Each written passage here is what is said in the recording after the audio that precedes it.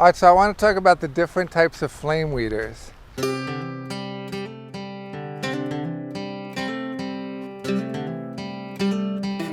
Flame weeders are central to weed suppression. Neversink farm is no-till, so there's less weeds because of that. We're not bringing up weed seeds, but they're still blowing in all the time. There's still older seeds there. And so I need a way to make sure that weeds don't grow too big or start to flower. And central to that is the flame weeder, only because it's so easy. All it is walking, really. So it's an absolute must for anybody who's making money off of vegetables is to have a flame weeder. And I had one since I started farming. I had someone build one because there wasn't one available like the one I wanted. But I want to cover the different types. There are field types, which are usually five burners. And this is the very simple one. It's just 5 burners. It's got a wheel in front and a hood. This is for if you're doing very large, you're doing row after row after row, because it's going to be a lot faster to get a whole bed. The downside of something like this is that it is a little big for using inside houses. It's hard to get in between crops if you're already growing.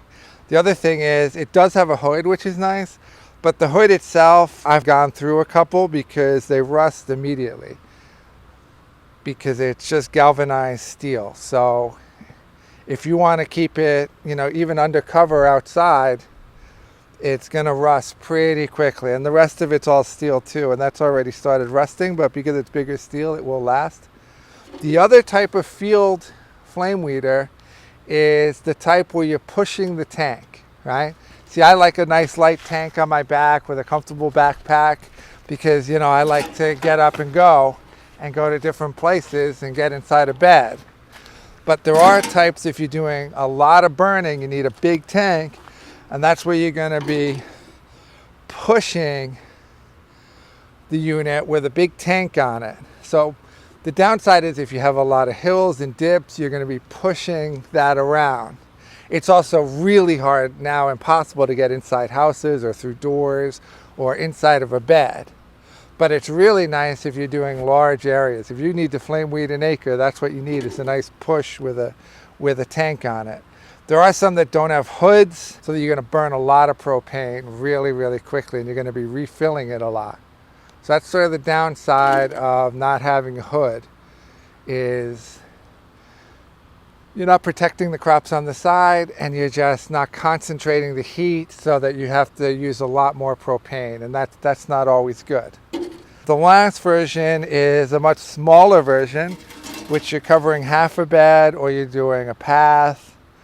It's very lightweight, and this is good for getting inside houses, right? Because you just walk with it inside of a house, so you can, get into a center bed and get down there and just start burning it. It's the best one to start out with. It's the one that I started out with when I first started Neversink Farm because it is much less expensive and it can work everywhere over the farm. And my farm was so small when I started, it was only 0.6, 0.7 of an acre, so I could do the whole thing with this. Elliot Coleman up at Four Season Farm, he still uses this size. He flame weeds his whole farm with it. So it can be a whole farm flame weeder, but it can also be a backyard garden flame weeder. If you already have a big one, it can be used just inside hoop houses. It can be used in between when you're flipping or turning over beds, and that's really, really nice. So I believe in flame weeders. They're great. And one side note is there's a misconception that you're going to be hurting the biology. The heat is not going to go below a millimeter. Sand or clay is an incredible reflector of heat, so everything's going to be fine. Even a forest fire will not kill the biology, which is many, many, many factors hotter. And this is a very low flame. You're going to be walking at a pace. All you're doing is you're going to be killing weeds. And a note about killing the weeds is you don't need to fry them.